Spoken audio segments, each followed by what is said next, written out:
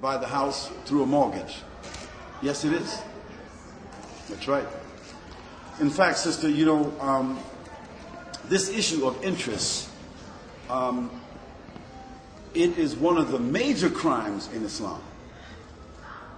It is the only crime that Almighty God has announced war against.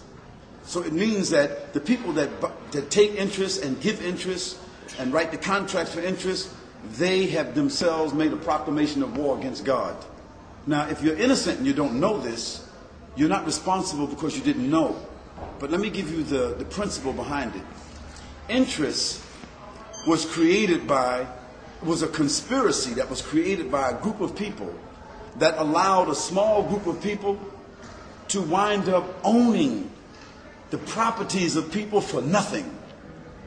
And after that, to not only own their properties, but to wind up owning and controlling the lives of even their children and their grandchildren for nothing.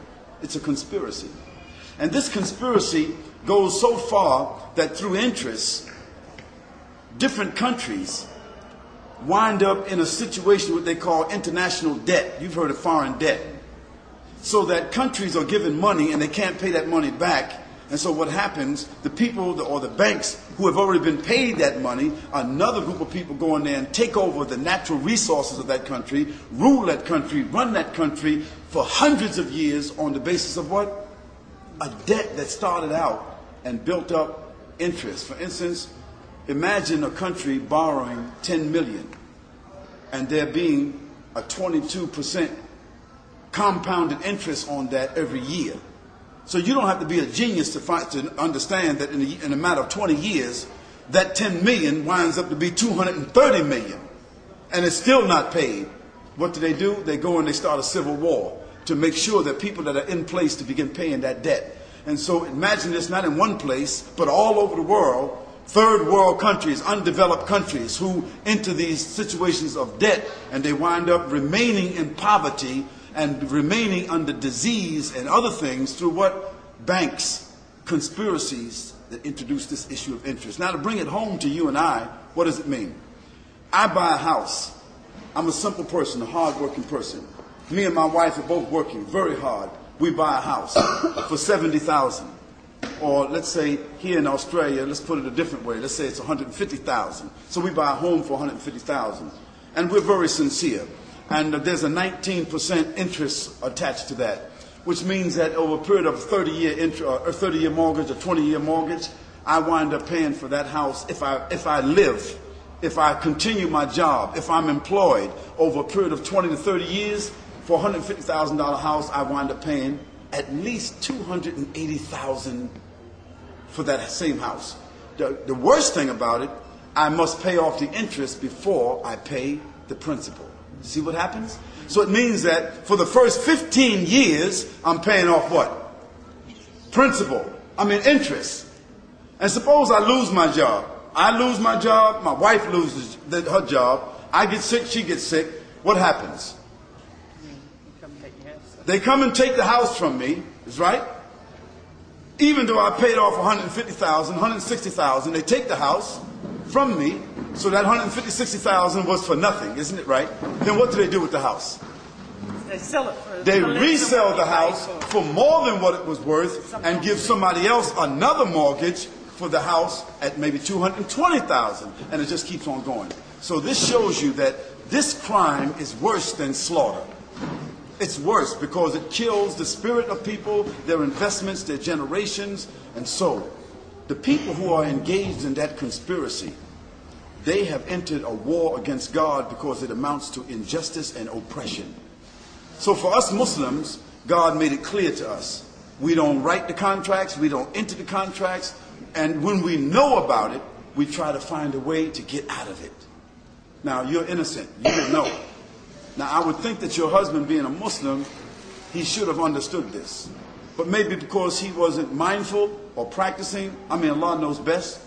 So sometimes we're in a situation we say, well, we ain't got no choice, we have to do that. No, we don't have to do that. I could live in a house that I'm renting and be just as comfortable, although I don't own anything, but at least I'm not at war with God. So my suggestion, sister, is that you go to a Muslim financial person who can help you and your husband to back out of this situation with the least amount of complications. But make the commitment to do so. And then after that, sis, buy what you can afford. Live in a house that you rent and be satisfied with that. Because everybody nowadays cannot afford to just buy a piece of property. And nowadays, buying a piece of property or renting a piece of property doesn't necessarily give you any more security. Thinking about your children is okay. What you do, sis, is that first think about your relationship with God before you think about the security of your children. Because even in thinking about the children, this is how we get trapped. Even with this insurance thing, somebody comes and knocks on your door and asks you, do you have insurance? Or don't they? You say no. They say, well, listen, all you got to do is pay $23 a month. I mean, it's nothing. And in case you die, your children are going to get $50,000. So because you're thinking about your children, what do? You wind up saying yes. So you pay $23 a month. How much is that a year? About $600 a year, isn't it? And what do you get for it? If you don't die, you don't get nothing for it. So in 10 years, how much is that? That's $6,000, isn't it? Now think about 100,000 people that are paying the same premium for 10 years times 6. How much is that? See? You see the kind of money. 60 million that these insurance companies are making, these big buildings, probably the biggest buildings in Sydney, and they never lose. Why? Because they're stealing. They're robbing. They're the biggest pirates. So in Islam, Allah warned us about it. And so most Muslims avoid interest at all costs. Now, there are certain parts of the way we live in life that sometimes it's almost unavoidable because they got so many traps that one of the little traps is going to get you. Like, you get the credit card and you are intending to pay, but you missed that payment, so they get you on that. Or you go to the hospital and there's a little bill there you didn't pay, they get you on that. Or the student loan and they get you on that. So they got so much stuff hooked up. But the direct things, avoid it. That's the best thing I can tell you, sis. That's not interest.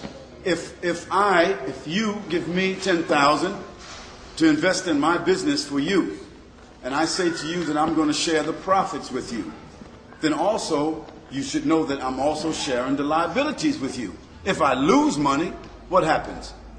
You're going to lose some too, right? If I make money, you're going to make some. This is called mudaraba. This is called business. On the subject, GST, is that riba? What is GST? Government services tax. That's another issue. That's another issue. Look, what I want to say is that whatever you're forced to do is a different issue. But business is business, and interest is something else. Now, people try to make interest seem like it's business, but it's not business. It's robbing, it's stealing, it's exploitation at the highest, most sophisticated level.